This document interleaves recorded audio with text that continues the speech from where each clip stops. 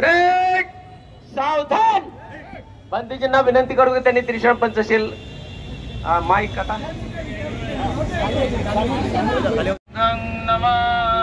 संगं नमामि नमो तस्स भगवतो अरहतो सम्मा सम्बुद्धस्स नमो तस्स भगवतो अरहतो सम्मा सम्बुद्धस्स नमो तस्स भगवतो अरहतो सम्मा सम्बुद्धस्स नमो तस्स धम्मं शरणं गच्छामि संघं शरणं गच्छामि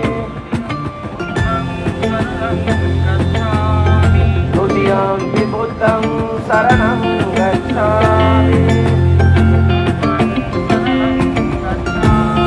द्वितीयं धम्मं शरणं गच्छामि द्वितीयं संघं शरणं गच्छामि तृतीयं बुद्धं शरणं गच्छामि तृतीयं धम्मं शरणं गच्छामि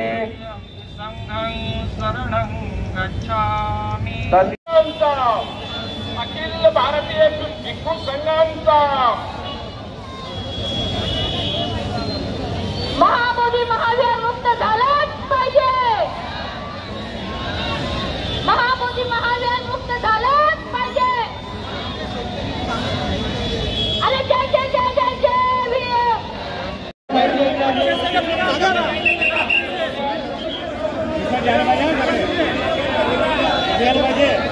सर्वांनी पुन्हा एकदा घोषणा द्यायची आहे।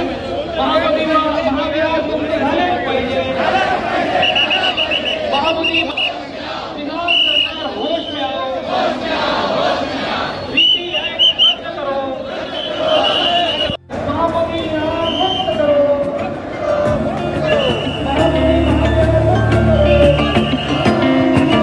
महाबोधी महावीर मुक्त झालेच पाहिजे। महाबोधी महावीर मुक्त झालेच पाहिजे। बाबासाहेब आंबेडकरांचा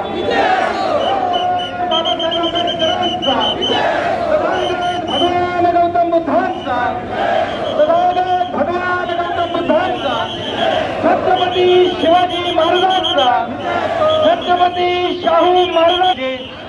काय सांगणार आज एक आंदोलन निघालं महाबोधी विहारचं याच्या विषयावर आज पूर्ण महाराष्ट्रात या ठिकाणी पूज्य भदंत गौतम रत्न महाथेरो यांच्या नेतृत्वाखाली हा महामोर्चा आयोजित आपण केलेला आहे।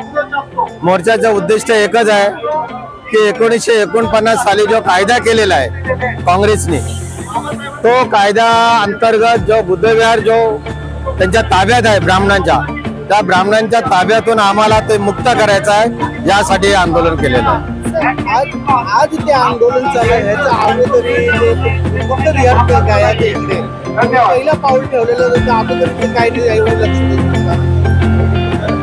भगवान बुद्ध हे मानवतेचं कल्याण करणारे एक दर्शन आहे, एक चेहरा आहे। आणि म्हणून या भारतानेच नव्हे तर संपूर्ण जगाने बुद्धाचा विचार स्वीकारलेला आहे। आणि बुद्धगया या ठिकाणी त्या ब्राह्मणांनी जो कब्जा केलेला आहे, त्या ठिकाणी सगळं कर्मकांड चालू आहे। लिंबू फिरवणे, मटका फिरवणे, माणूस मेला का तिथं मटका फोडणे, टोटल कर्मकांड अंधश्रद्धा त्या ठिकाणी भगवान बुद्धाच्या चरणी तिथं चालू आहे। आणि ते कुठेतरी बंद झालं पाहिजे, यासाठी हा मोर्चा। मूर्तीची स्थापना झालेली आहे तेव्हा तुमचा हक्क होता, कसे काही कब्जा केले तेव्हा तुम्ही कुठे होता? त्यावेळेला हे काँग्रेसने केलं होतं आणि हे काँग्रेसने केल्यामुळे हा त्रास आज आम्ही भोगत आहे। आणि सगळा जो निधी आहे, जो बुद्ध विहारासाठी जो निधी भेटतोय, हे मोदी जातात तिकडे भगवान बुद्धाचा फोटो दाखवतात आणि निधी आणतात, आणि तो निधी हा RSS ला पुरवतात, हा BJP ला पुरवतात। आणि म्हणून तो निधी बुद्ध विहारासाठी तिथे कामी आला पाहिजे, बुद्ध विहार बौद्ध लोकांच्या कामी आलं पाहिजे, बौद्ध जनांचे जे प्रश्न आहेत ते सोडवण्यासाठी तो निधी उपयोगाला पडला पाहिजे, पण तसं होताना होत नाही. या ठिकाणी तुम्ही विचारत आहेत की ज्या ब्राह्मणाने न्यायपालिकेत पुढचं पाऊल काय असणार? पुढचं पाऊल हे असेल, भगवान बुद्धाने आम्हाला शांततेचा संदेश दिलेला आहे, परंतु भगवान बुद्धाने एका डोळ्यामध्ये शांत दिलेली आहे आणि बाबासाहेबांनी एका डोळ्यामध्ये क्रांती दिलेली आहे.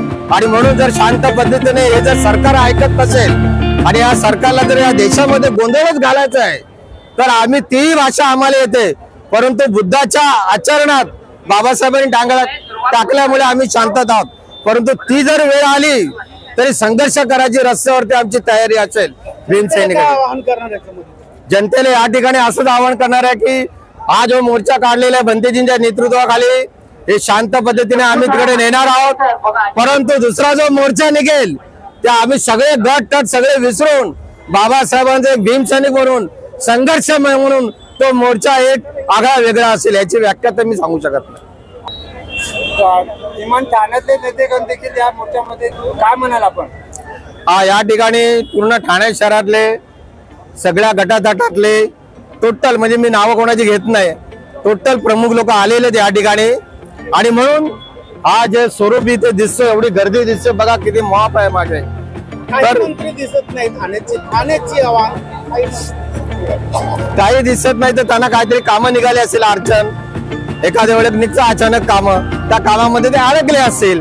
आता हे भीमसैनिक सगळे काम धंदे सोडून आलेले आहेत, त्यांना अस्तित्व आपलं निर्माण करायचं आहे, मग या ठिकाणी ते आंदोलनामध्ये सहभागी झालेले आहेत.